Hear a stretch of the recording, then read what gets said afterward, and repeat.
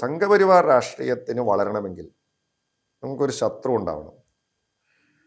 നിങ്ങൾക്ക് പൊതുസമൂഹത്തിന് മുമ്പിൽ, ജനങ്ങളുടെ മുമ്പിൽ കാണിക്കാനായിട്ട് നിങ്ങൾക്കൊരു ശത്രുവിനെ കാണിക്കണം. എന്നിട്ട് നോക്കൂ, ഇതാണ് ശത്രു, ഈ ശത്രുവിനെ എതിർക്കുന്നവരാണ് ഞങ്ങൾ. അപ്പോൾ ചില സ്ഥലങ്ങളിൽ ആരാണ്? മുസ്ലിമാണ് ശത്രു. നോക്കൂ, മുസ്ലിങ്ങൾ അങ്ങനെയാണ്, മുസ്ലിങ്ങൾ ഇങ്ങനെയാണ്. അപ്പോൾ ആ മുസ്ലിങ്ങളെ എതിർക്കുന്നത് ഞങ്ങളാണ്. മറ്റു ചില സ്ഥലങ്ങളിൽ വരുമ്പോൾ നോക്കൂ, ക്രിസ്ത്യാനികളാണ് ശത്രുക്കൾ, അവരെ എതിർക്കുന്നത് ഞങ്ങളാണ്, അവരെ ജയിലിലിടാൻ ഞങ്ങളാണ് കൂടുതൽ, അല്ലെങ്കിൽ അവരെ തല്ലുന്നത് ഞങ്ങളാണ്, അവരുടെ പള്ളിയിൽ പോയി പ്രശ്നം ഉണ്ടാക്കാനായിട്ട് ഞങ്ങളുണ്ട്.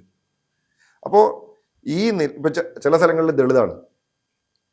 ഇത് മതത്തിൻ്റെ അടിസ്ഥാനത്തിൽ മാത്രമല്ല, ചില സ്ഥലങ്ങളിൽ ചെല്ലുമ്പം ഇവർ ഉയർത്തി കാണിക്കുന്ന ശത്രുക്കൾ എന്ന് പറയുന്നത് ദളിത് വിഭാഗത്തിൽപ്പെട്ട ആളുകളാണ്, ആദിവാസികളാണ്, പട്ടികജാതി വിഭാഗത്തിൽപ്പെട്ട ആളുകളാണ്, അല്ലെങ്കിൽ ചില സ്ഥലങ്ങളിൽ ചെല്ലുമ്പോൾ OBC വിഭാഗത്തിൽപ്പെട്ട ആളുകളായിരിക്കാം. അപ്പോൾ ഓരോ സ്ഥലത്തിനും അതിൻ്റേതായിട്ടുള്ള രീതികൾ പരിശോധിച്ച് അവർക്കൊരു ശത്രുവിനെ ഉയർത്തി കാണിക്കണം.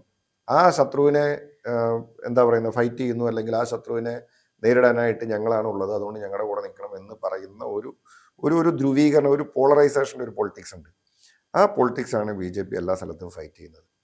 അത് ഓരോ സ്റ്റേറ്റിലും അങ്ങോട്ടും ഇങ്ങോട്ടൊക്കെ മാറി നിൽക്കും എന്നുള്ളതേ ഉള്ളൂ. അപ്പോൾ നമ്മളവിടെ ഉയർത്തി കാണിക്കാൻ ശ്രമിക്കുന്നത് ഈ രീതിയിൽ നമ്മുടെ രാജ്യത്തിന് മുന്നോട്ട് പോകാൻ കഴിയില്ല.